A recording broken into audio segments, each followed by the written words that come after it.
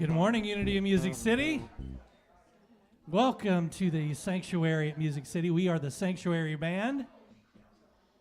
I'm gonna talk slowly so that everyone can come into the sanctuary and we can get started. All right, on behalf of Reverend Deb Moore, I am Ryan Gill. That's Jackie. That's Jackson. That's Mary Grace. We are the Sanctuary Band. We're going to get this beautiful, awesome beginning of fall Sunday off to an incredible start by releasing and letting go. Let's all stand as we're able. And I'm going to sing to you. There was a time in my life when I'd have to do it all for myself.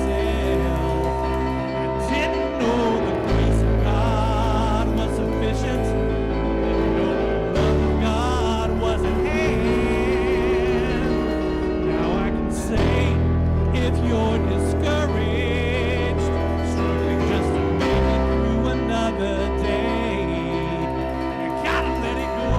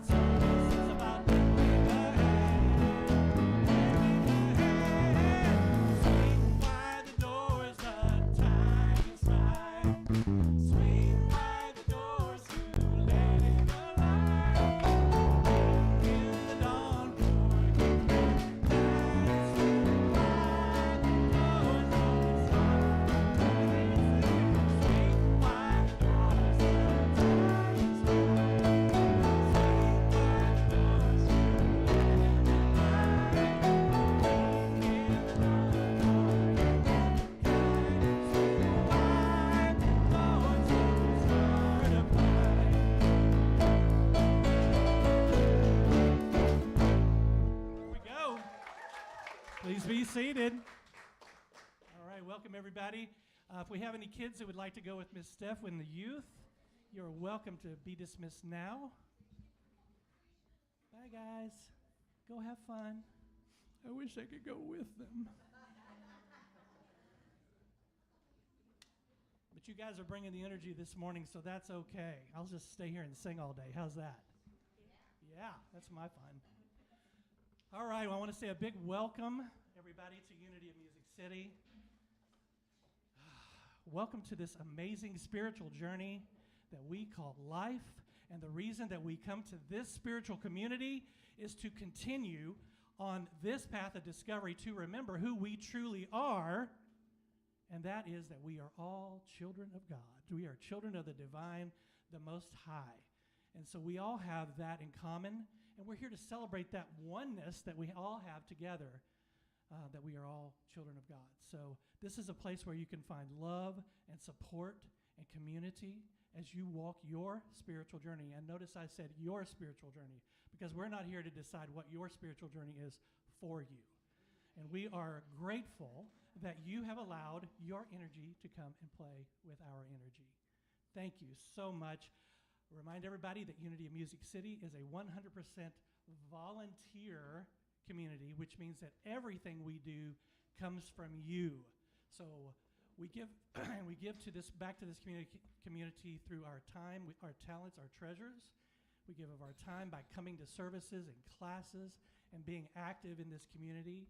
We give of our talents by sharing our experiences, our knowledge with this community, because believe it or not, you have exactly what we need in this community. You may think that I don't have anything to offer, but guess what? You do. And we give of our talents, our paper monies, so that we can grow this community and branch it out further into the world. And then we do that by, there's a blue vase there in the back. There's the PayPal QR code that you can give to us. So we appreciate you being here so much. And I do believe we have a couple of announcements. Hey, there's Crystal. Hi, Crystal. Where's your tiara? Oh, I left it at home. A little birdie told me it was your birthday today. Is that correct? It is. Everybody say, happy birthday, Crystal. Happy birthday, Crystal. Julie always does the bit with the T-shirt. I'm just going to tell y'all. So the best album ever made came out the same year I was born. So I've decided every year to buy myself a new T-shirt to commemorate. And I got a funny look this morning from the girl at Starbucks when she said, notice my shirt. And she goes, oh, that's Pink Floyd, so cool. And I was like, yeah, it's my birthday. Well, what are you doing? I'm going to church. Must be Unity. She goes, what kind of church do you go to? So it is so nice to see so many new faces this morning. Thank y'all for coming to my birthday party. All right, announcements. Let me do this thing. Okay, I would have thought that today was Friendship Sunday with all the new faces. We're so excited to announce our first annual Friendship Sunday, September 29th. If you've ever been talking to a friend, thought, I bet they'd like to come to Unity, might bring the girl from Starbucks. Yes. Here's your chance to invite them. The service will be full of fun, centered around celebrating our friendships and welcoming new faces. So all of you new faces, you're no longer visitors. You're now family. You got to bring friends that Sunday, okay? So save the date and start thinking about who you'd like to bring.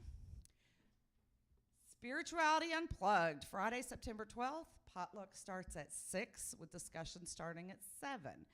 I'm not going to read this verbatim. Spirituality Unplugged is the coolest thing, y'all. It is so much fun. I have been to several of them, and it's just a great time to share and learn, and it's casual and relaxed and just an amazing time. I highly recommend it. Yes, ma'am. Is it okay with the kids too, or is that more of a... No, it's adult. It's adult. I mean, if it's older kids, maybe, but little bitties, no, I don't think we have childcare for that. But if there's not enough of a demand... Yes.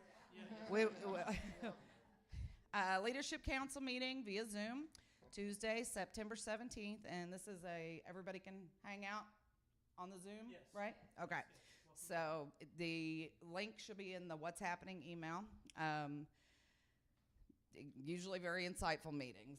All right. Unity Community Yard Sale, Saturday, September 21st, 8 a.m. to 2 p.m.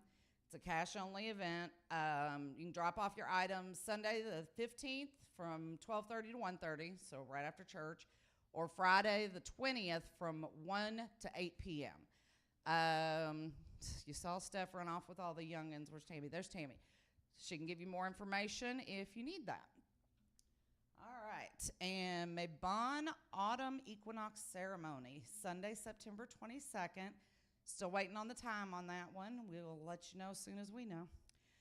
Join us as we cast a circle of light, love, and healing to harmonize and align our energies to the earth's.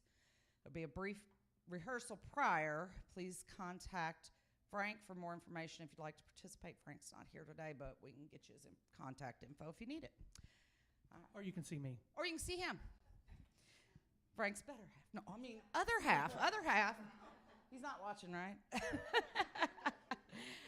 All right. We continue to collect non-perishable foods to support Safe Paw. These items are to create food boxes. So think of things that can be put together to create a full meal. Stuff that's shelf stable too. Pasta and sauce, soup, box of rice. Bring these items anytime. There's a classroom right on your way in here that there's a shelf. It's got a sign on it, so real easy to find it. And I know Sarah would love it if those shelves were just absolutely crammed full. So Sarah's right there.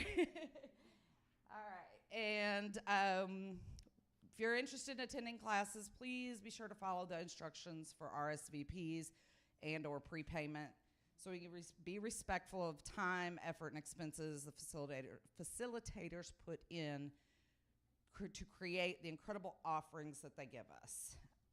And then the information, I'm usually sitting back there clicking the keyboard through this. If you want to scan this QR code, it'll take you straight to the website where our calendar is. And contact the church if you want to get added to the email list so that you can get that weekly email. And I think that's all. All right. I am curious. Let me see a show of hands of anybody who has attended a Native American powwow. Okay, cool. How many of you have attended a pagan ritual? Actually, if you've attended a Native American powwow, you have attended a pagan ritual. So whatever interested you, whatever piqued your curiosity about a Native American powwow would probably pique your curiosity about the Mabon ritual that we're doing here, and was it next week or the week after, whatever it is. So I'm just kind of drawing that parallel because we have some type of a negative connotation around the word pagan, but it is in the same way that there is Presbyterianism and there is the Baptist Church, two different paths of Christianity. The Native American powwow and the pagan ritual that we're going to do here is two different paths of pagan. So if you're curious about those, please come to that. I wanted to kind of point that out and kind of dispel some of that negativity around that word. All right, well, let's sing some more. All right, this is the point of the service where we do our monthly mantra, and this is a song that speaks to what we teach here at Unity in this spiritual community. And what we're focusing on this month is this thought: what you resist persists. Have you ever spiraled? I'm a spiraler. I don't know about you. When something gets in my crawl, I spiral on it, sometimes for days, right? But what we know through our spiritual path is that when we resist and resist, whatever it is gets stronger within us. So the best thing for us to do is recognize it and love it, and then lean into it and let it go. And that's what we're singing about this month. So let's all stand as we're able, and let's sing about it.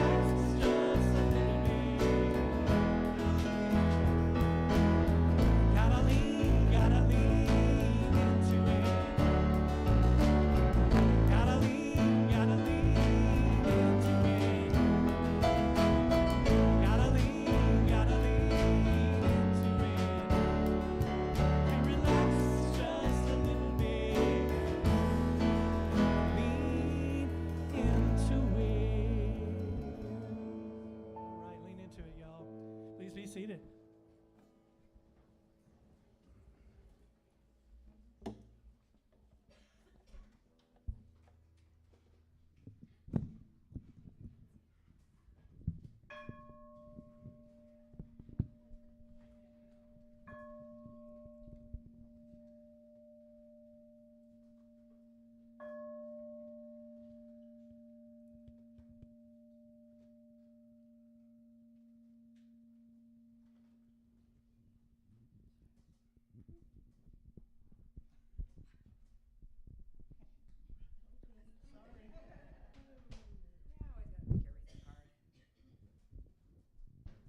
Yeah, I always got to make everything hard.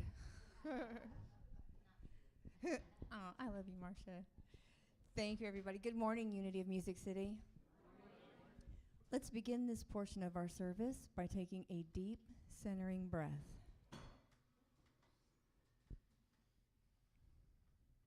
Today's centering thought is, I let go, let God, and have faith. Trying to do everything myself can be exhausting, but relying solely on the divine can feel as though I'm not doing enough to help myself. And sometimes it seems that no matter what I do, I have no control over some of the situations in my life. I find the perfect balance of activity and surrender when I let go and let the divine presence within me give me the knowing that it is in control.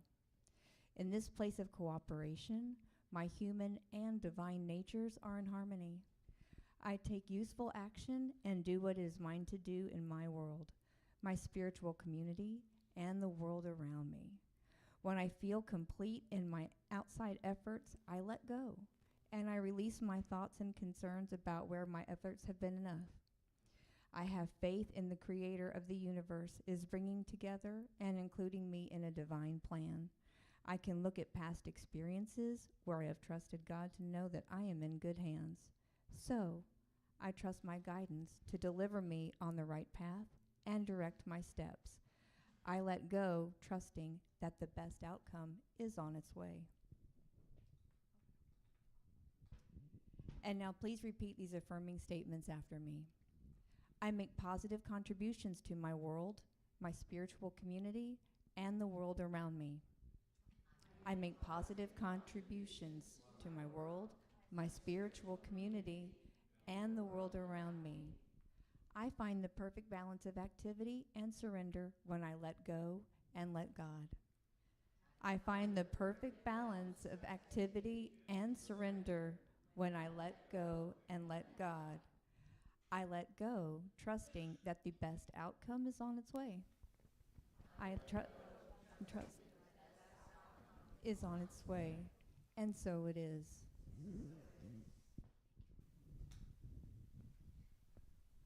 All right. Good morning, everyone. I just want to let you know that the reason we haven't settled on a time for our Maybon celebration is because we're still trying to figure out, it's a Sunday, whether to come back and do a fire in the evening or just do it right after church and let everybody stay around for it. So that's why we'll let you know as soon as we know, but I wanted to explain that to you. Good morning. Good morning. Welcome to the love revolution that we are in here at Unity of Music City. I'm so grateful that you are here with us today. And I want to remind you of a song by, I believe it's a Karen Drucker song. All the good ones are. It goes like this. I will be gentle with myself. I will be gentle with myself. And I will hold myself like a newborn baby child. I want you to take that thought into our meditative space. I invite you into the space where we are one.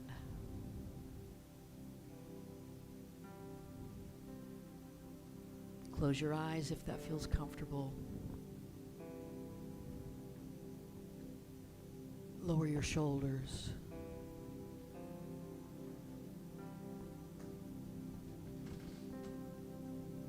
Find the spot of your greatest tension. Send it a message. to let go.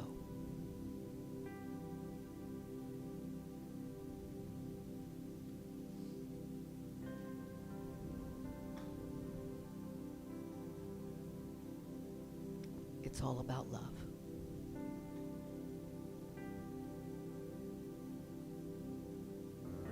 When we step out of love, we step out of ourselves. Because you are made of love.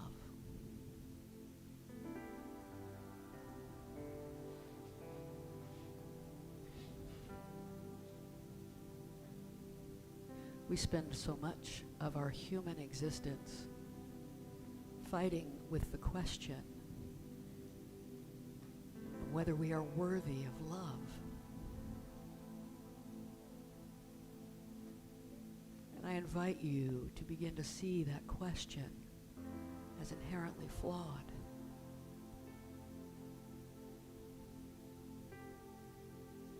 You don't have to be worthy to be yourself.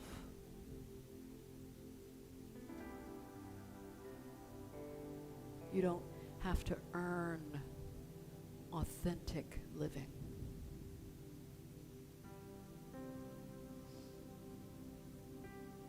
You don't have to be good enough for freedom.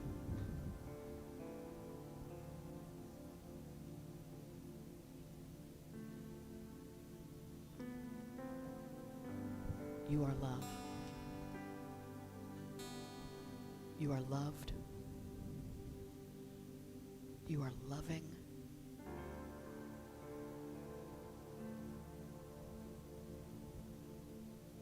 And that spiritual energy that moves through you as you, that is all around you, that you move through, that is pure love energy.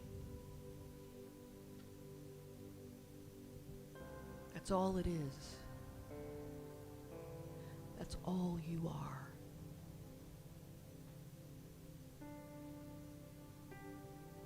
So in this moment where we share stillness together, I invite you to use this mantra, looking in the mirror of your soul. I love you. I love you. I love you. In the stillness, in the silence.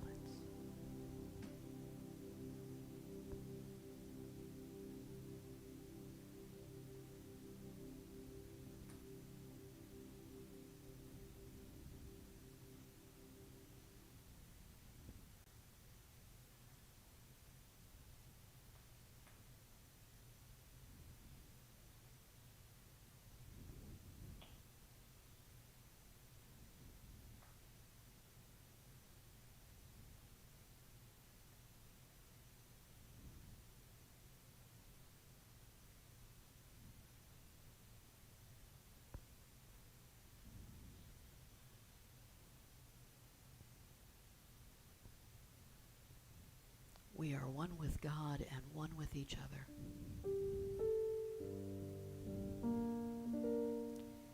If I love God and I love those around me, I have to love myself. It's one love. And the God in me expresses in my life as love.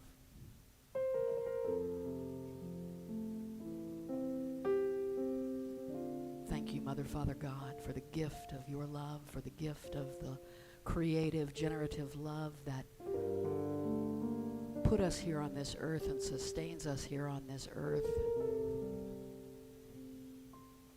We are filled with gratitude.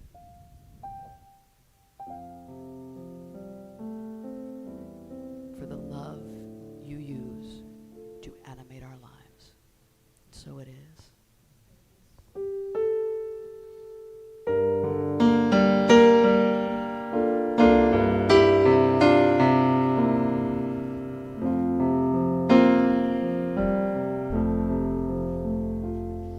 could anyone ever tell you you were anything less than beautiful? How could anyone ever tell you you were less than whole? And how could anyone fail to notice that your loving is a miracle? How deeply you're connected to my soul.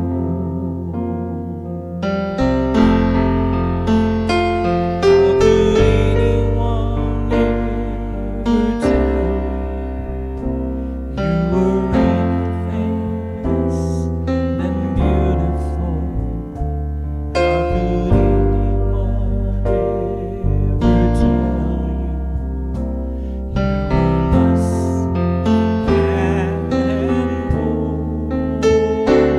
How could anyone ever tell you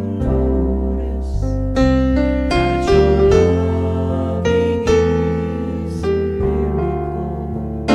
How could anyone fail to notice that your loving is a miracle?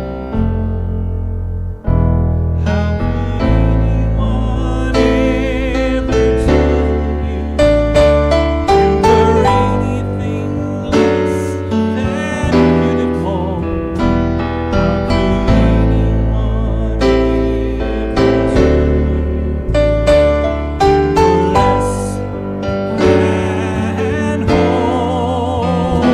How could anyone fail to notice that your loving is a miracle? How deeply you're connected to my soul. How deeply you're connected to my soul.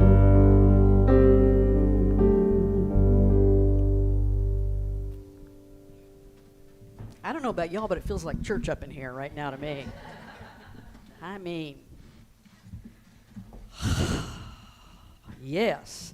How many of you need a reminder to love yourself? Anybody? Anybody need that reminder? Okay, well, you've come to the right place.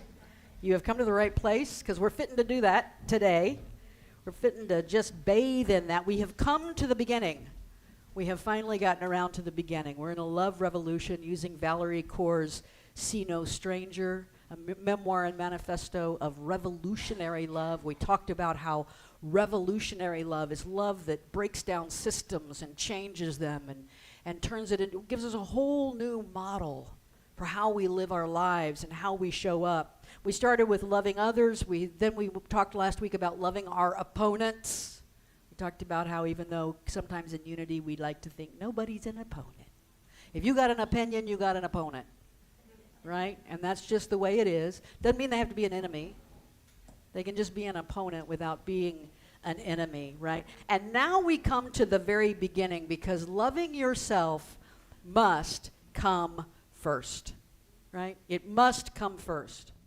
And Valerie Kaur's revolutionary love compass that we've been using, we with loving others, we were fighting, grieving, and wondering. With the opponents, raging, listening, and reimagining. And now we're in the area of loving ourselves. And she uses the language of birth labor, birthing labor, how we give birth to this new person who loves herself, right? Loves himself. And so this is the language of birthing labor. She says this: you don't have to make yourself suffer in order to serve. Permission. You don't have to grind your bones into the ground. You don't have to cut your life up into pieces and give yourself away until there is nothing left.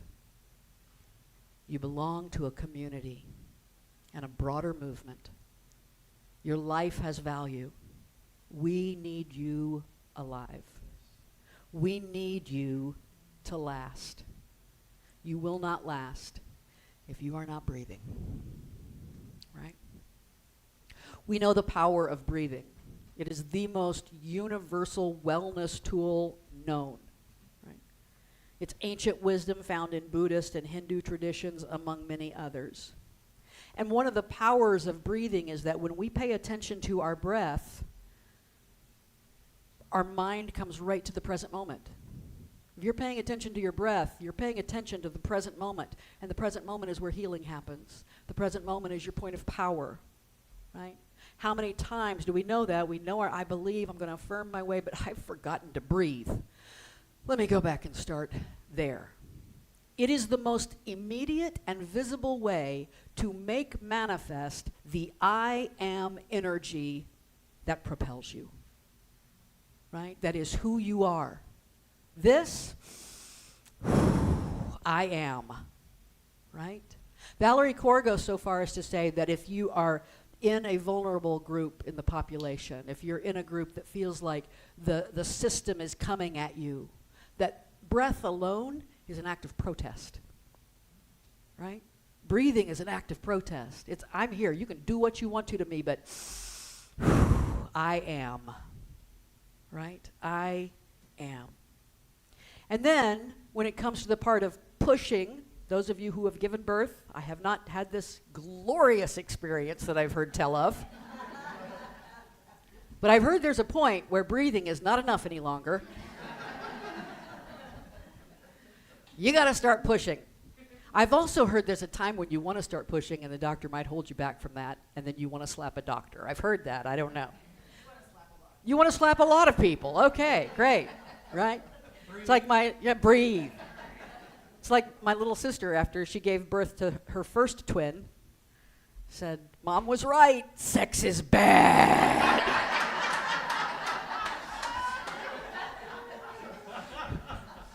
Right? Because she had to keep pushing, and this is what push means. When I was finally ready to love myself, I had to learn how to breathe and push through my grief, my rage, my trauma. On the other side, I found what seemed utterly impossible before: healing, forgiveness, even reconciliation. Reconciliation is a big word, my friends. You can have the healing, you can have the forgiveness, but you don't have the reconciliation yet. And reconciliation is the ultimate act of remembering that we are one, no matter how much it looks like we are not. Right? It's that act of coming back and seeing the humanness in each other. Using that metaphor of birth, pushing through is that urge we have toward freedom, mixed with the knowledge that our head is fixing to get squeezed into a tiny point as it goes through the birth canal. That's an interesting combination of knowledge. Freedom is compelling me, it's pulling me forward, but I have got to push through some stuff in order to get to the other side. Pushing through is the ability to hope for a new day when the darkness seems all-encompassing. Pushing through is the call of the impossible mixed with the promise of the possible. I'm going to go one step further. Pushing through is the call of the impossible mixed with the promise of the promised. That new life that is promised to us, that waits on the other side. And the only other alternative to pushing through, by the way, is staying stuck. And if we go back to our metaphor, if that baby stays stuck, it's a problem. It's a big problem. And then there's transition. Now, we often talk about ourselves as being a place for authentic transformation here at Unity. So transition is an important word for us. There's a stage of birthing called transition. The final stage of birthing labor is the most dangerous stage and the most painful. The medical term is transition. Transition feels like dying, but it is the stage that precedes the birth of new life. My sister had those twins in a hospital, and then she lost her mind. And she had the next 3 babies at home with a midwife. The next 3 in a row, each one of those babies weighed 9 pounds and 2 ounces. And my sister did that without drugs. Yeah, well, and it explains a lot, but that's another story. Anyway, I asked her later, after the 3rd baby, when I saw some of the pictures, why someone wanted to take pictures of that, I will never know. Talk about a trigger warning you need. But at least I said, tell me about this. She said, I'll tell you this. She said, in all 3 of those, there was a moment when if someone had offered me death, I would have taken it. She said, that's how intense it became in that moment. Some of you men, you need to hear this, all right? No. It is a kind of death. Spiritual transformation is a kind of death. That's why we have Shiva, right? The god of destruction. Shiva dancing on the head of that little baby ego, saying, you've got to go. You've got to die away, right? You've got to become something new, and the way to become something new includes a kind of death. The most beautiful metaphor for this, as we know in nature, is the butterfly. The caterpillar has to build that cocoon around itself, and then it turns into mush. It completely loses its own physical structure. It dies for all rights and purposes. But it's the only way to grow its wings. Right? It's the only way to transform into something different. Core is talking about the steps to self-love, and our spiritual transformation is about the same thing. It's about stepping into love, revolutionary love, life-changing love. And last week I had James Baldwin help me out. Y'all didn't know James Baldwin was here, those of you who weren't here. You never know who will be our guest speaker.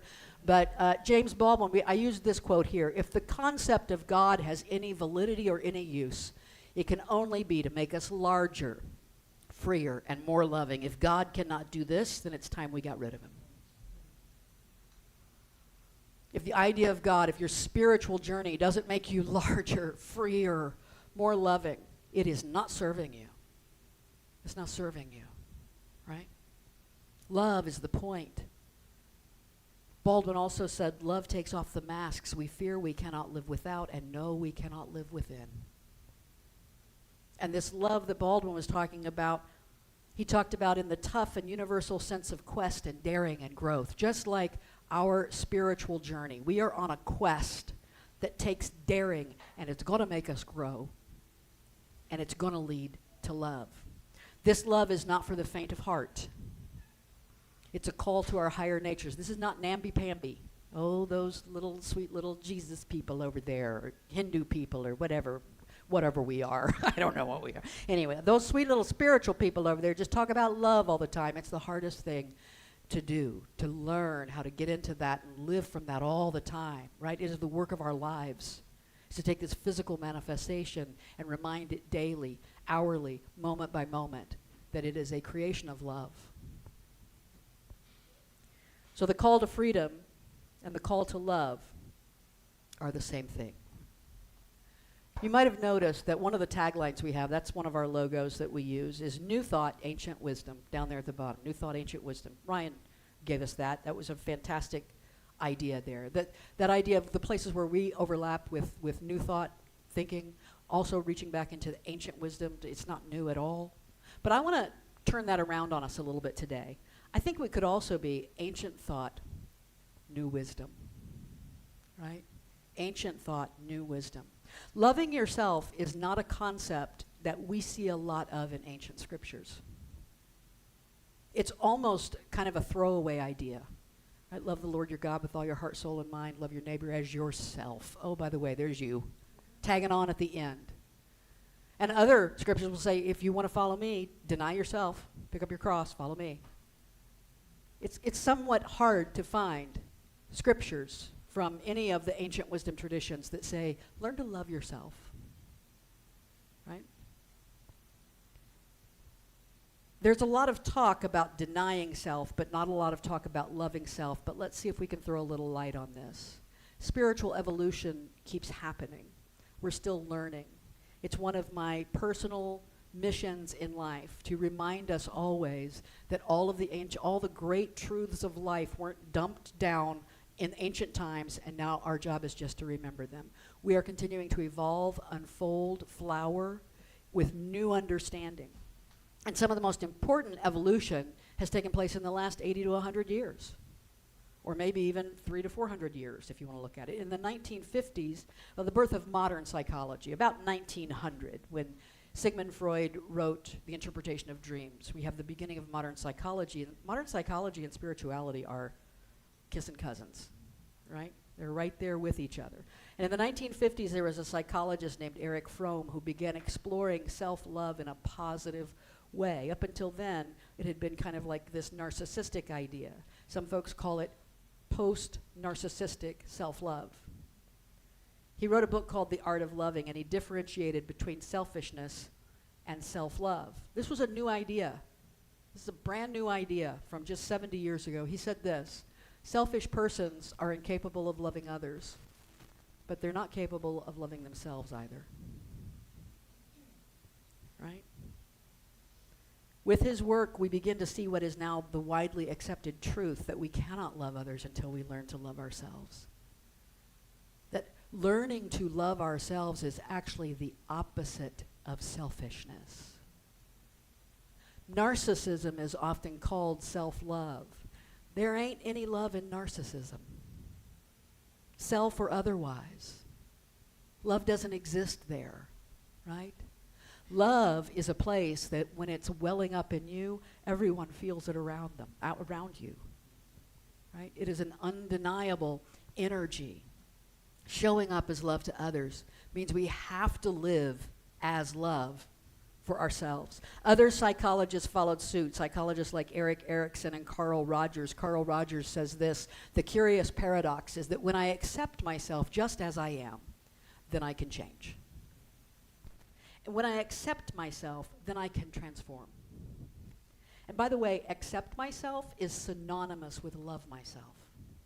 Accepting means you've learned to love it, right? You've learned to let it be okay. Love is the energy of acceptance, and loving ourselves enough to do the work of breathing and pushing and transforming is to lay the foundation in ourselves for what we want to build out in the world in loving others and loving our opponents even. I've got 3 additional suggestions on how to approach this. You knew I would. We've got Cora's 3 suggestions.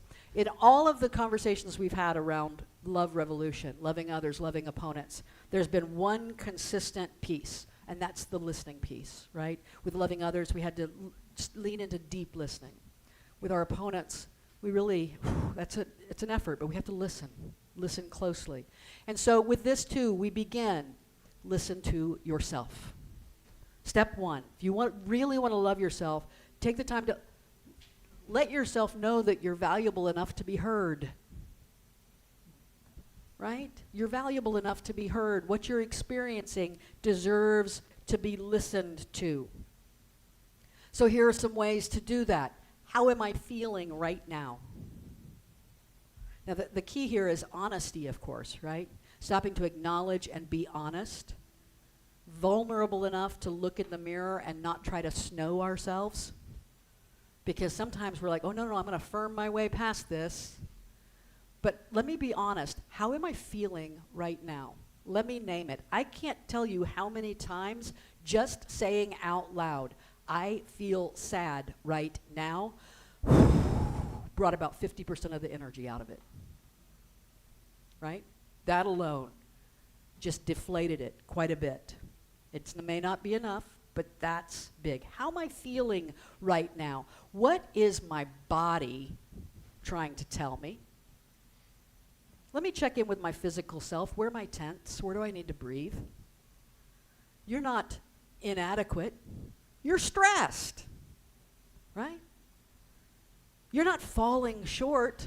You're angry. I saw something this week that said, you're not old. You need to stretch, right? Your body's trying to tell you something. Listen to it. Give it what it's asking for. Is there something I need to forgive myself for? Now, stay in this moment. When you're checking in with yourself, stay in the present moment.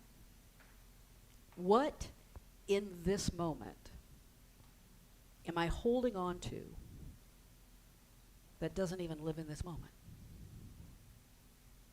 Right? That misunderstanding. I think maybe I said something like 2 weeks ago and someone so-and-so misunderstood it, and I've been fretting ever since then on whether or not they think I'm mean, whatever, right? You know those things. Am I the only one who deals with those things? No, okay, thank you. And so that ability to stop first off and say, right now I need to forgive myself that I have spent so much energy in worry about that. Right? I need to forgive myself that I've allowed that to build up in my body to where I've had a tension headache for 2 days. Didn't know where it came from, but gosh, I've been worried for 2 weeks, right? And I'm going to stay right in this moment and forgive whatever needs to be forgiven in this moment. In the same kind of way, how can I be kinder to myself right now? Again, stay in the moment. What would feel like kindness to me right now? I had a rough week this week. I got to tell you. First week of school is like, yay, everybody's back. Second week is like, oh my God, we've got 14 more weeks, right? That's where the energy goes. And things start happening. We get down to the nitty gritty, had a couple meetings that went sideways, you know, those kinds of situations that happen. And I was kind of letting that linger in my system for days on end. And about Thursday, I think it was, I'll tell you what felt like kindness to me. I want to be very careful here because I don't want to give the implication that you should numb or do anything external. But a vanilla milkshake from Sonic felt like kindness to me right then. And let me tell you why I believe in the spiritual tool of vanilla milkshakes. You know when you first get that milkshake and you have to suck your cheeks concave in order to try to get it up, right? Because it's stiff, it's thick, but it's so good, you know what it's going to taste like. And so you don't want to wait for it to melt a little bit. You're just sucking on that thing as hard as you can. God, I hope someone didn't just tune in right now.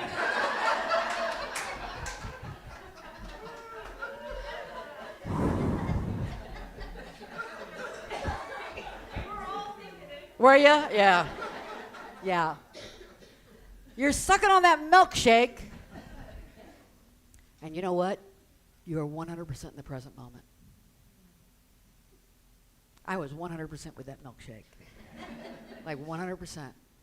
And the present moment is where healing lives. It's where healing happens. That's a way to be kinder. What can I do to be kind to myself right now?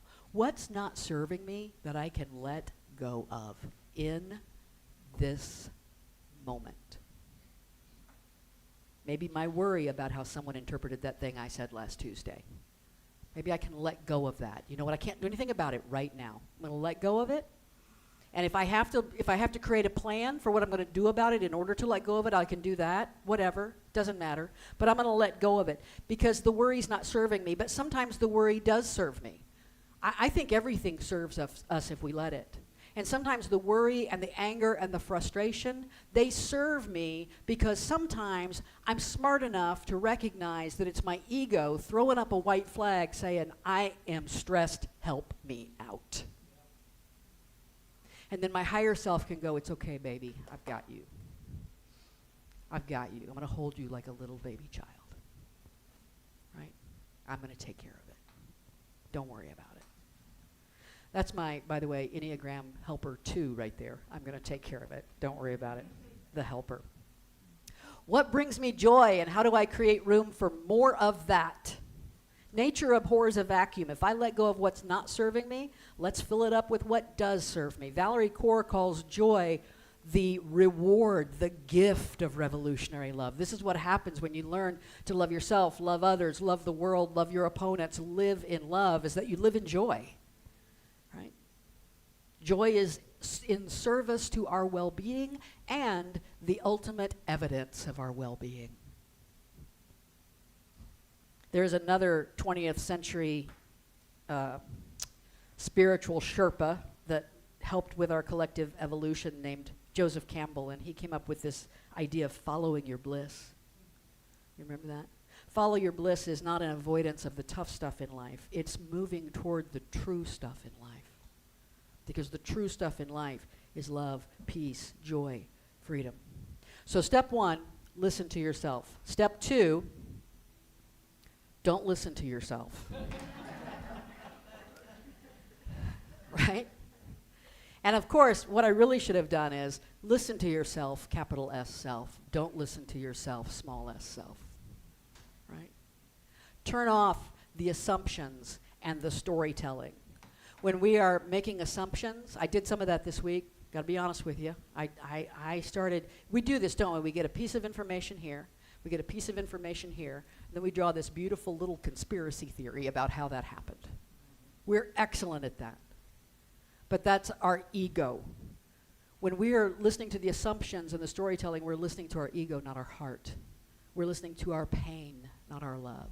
We're listening to our fear that we'll be left out, or someone snuck something by us, or we'll look like a fool, right? We're listening to all of that instead of just remaining in love. We're connecting dots that don't connect. We're creating conspiracy theories that support our ego's belief of how everything is out to get us, instead of following the truth that the universe is conspiring in our favor. Right? Get the ick out of your body. Bad feelings feel bad. We feel them in our body. And if we acknowledge them, I want to acknowledge them instead of unconsciously carrying them. Have you ever done that? You know, after a while, you're like, oh my gosh, I've been carrying that in my body. If you've ever gone to get a massage and all of a sudden, whoof, here comes all the tears from that pain of 3 years ago. I don't cry on a massage table. I laugh uncontrollably. I don't know what that's about, but apparently I suppress laughter, which I'm trying not to do any longer.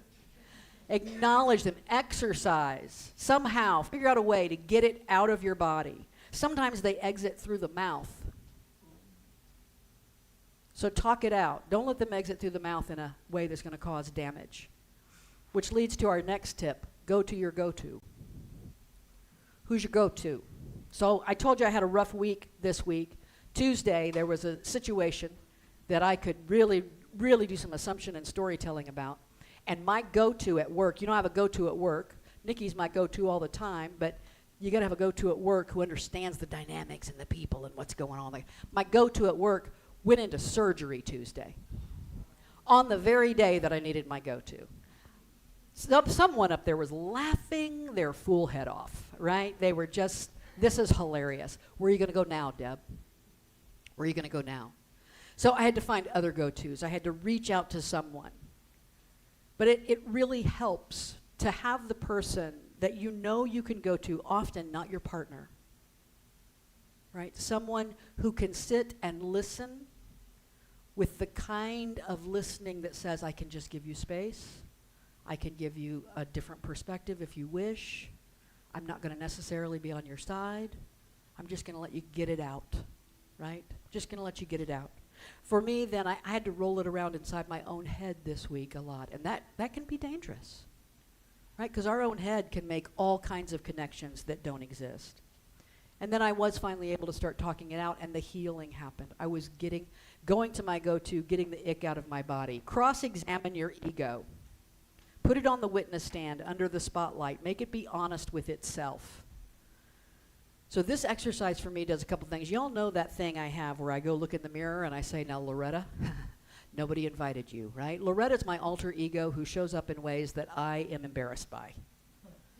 Loretta is my alter ego who acts in ways that are not divinely guided, right? And every now and then I have to go look in the mirror and remind Loretta she was not invited to this party.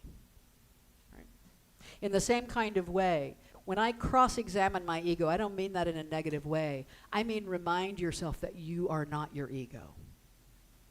Right? This act kind of separates you out, reminds you that you are your higher self. Why are you acting this way? What is it that you think you're going to get out of this? When we can ask those questions of ourselves, honestly, powerful work happens. right? Powerful work happens when we can say, what is it you're trying to accomplish? What do you think this is going to do for you? Is there a better way? Of course, sing, dance, read, laugh, generally get out of your head. Anything you can do to get out of your head will help you. This is the power of music for me, the power of literature. Just about every night I listen to classical music. I'm a nerd. I'm just a really big nerd. But anyway, I'm listening to classical music because there's something about that that centers me. And it just feels like it's lining up my mind, body, spirit, everything about it. And it's become a healing part of my spiritual practice. And then, of course, pray, meditate, center, ground, whatever reminds you of who you are. Stop listening to your little s self and get back to the big S self. Get out of the body. Third point, prioritize your spiritual journey. I can't think of a more impressive way of loving myself than to make the true journey that I'm on, my spiritual journey, the number one priority in my life, right? Last week, we ended up here talking about one love, how there's one source, there's one creation, there's one religion, there's one love. It has to be, or oneness is a lie, right? This is what we mean when we talk about oneness, that we operate from one love energy. The love that touches my soul is the same love that touches your soul. And this idea of one love, the essence of one love, inherently emphasizes the key role of loving yourself. If it's one love and I don't love myself, I don't love anything. I don't love anybody, right? They all go together. Loving myself is loving others. Loving myself is loving God. They're not separate acts. Living from love is living in love, as love. It's being love, the essence from who we're made. It's remembering who we are. And living in that space always. I said earlier that the ancient wisdoms didn't emphasize this idea very much, but I have good news for you. They knew it. They still knew it. And we have some evidence for that. Proverbs 4:23, above all else, guard your heart, for everything you do flows from it. Above all else, guard your heart. Make safe and secure. Be gentle with the love you are, right? In the Message, this verse says, keep vigilant watch over your heart. That's where life starts. That's where life starts. It's not just the Judeo-Christian tradition in the Shivastvatara Upanishad. I can say that word. How can we end our misery without realizing that the Lord of love is enshrined in our heart of hearts? The ancient Hindu wisdom that predates even the Proverbs knew that. How do we think about, does being human, I'm going to ask you an honest question now, you don't have to say it out loud, does being human sometimes feel like misery? Right? The Buddhists say that, life is suffering, right? And our whole journey is about how do we ease that suffering? Realize that the Lord of love is enshrined in your heart of hearts. Living there, in you, as you. And then Rumi, the Sufi Islamic mystic, the very center of your heart is where life begins. The most beautiful place on earth. The most beautiful place on earth is one that you carry with you everywhere you go. You don't even have to envision a beautiful field and let me sail away there for a moment. It's right here. It's the love that you are, the love that created you, the love that sustains you, the love that is the most natural way for you to interact with the world. And whenever interacting with the world feels like a fight, that might be a little indication. Let me get back to love.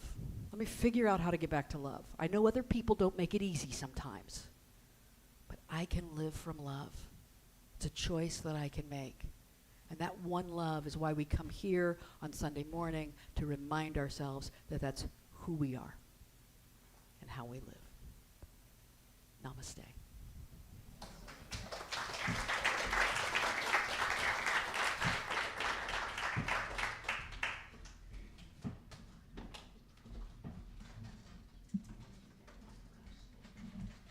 Thank you, Reverend Deb.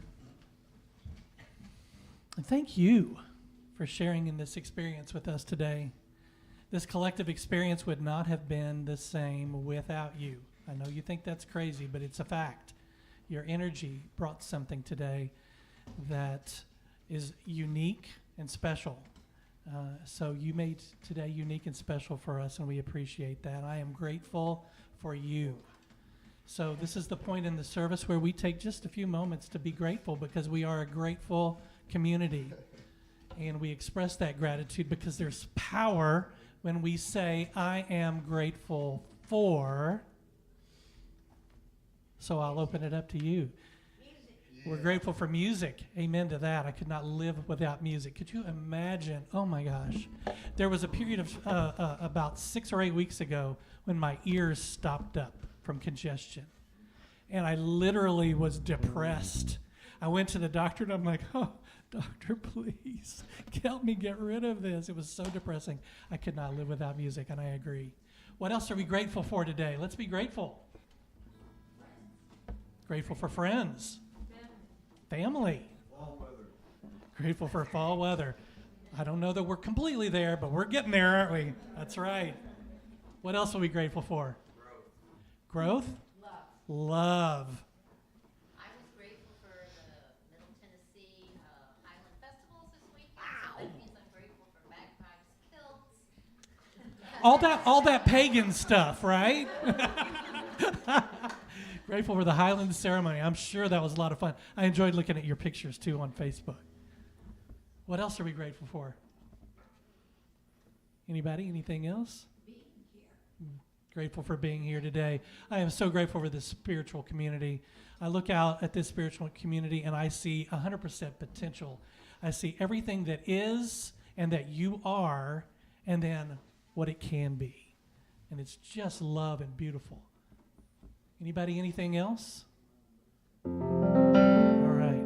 Well, let's sing about that infinite abundance that we live in.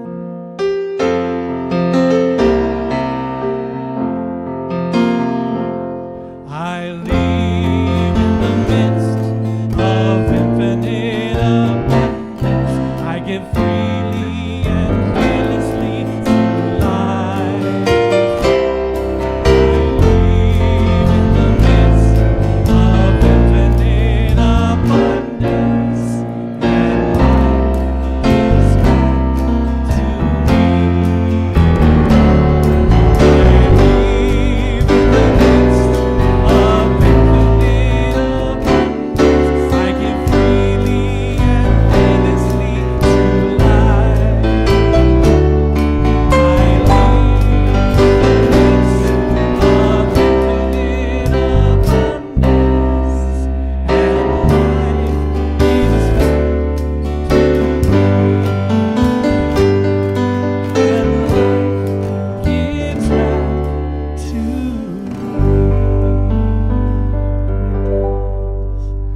All right, well, thank you so much for being here, everybody. I'm going to remind everybody to check the What's Happening newsletter that comes out on Tuesdays that gives you all the information about what's coming up in this spiritual community. And it's fall, so we have a full slate of events coming up. And let's stand together and say the prayer for protection as we prepare to leave. Together, the light of God surrounds us, the love of God enfolds us, the power of God protects us, the presence of God watches over us. Wherever we are, God is, and all is well.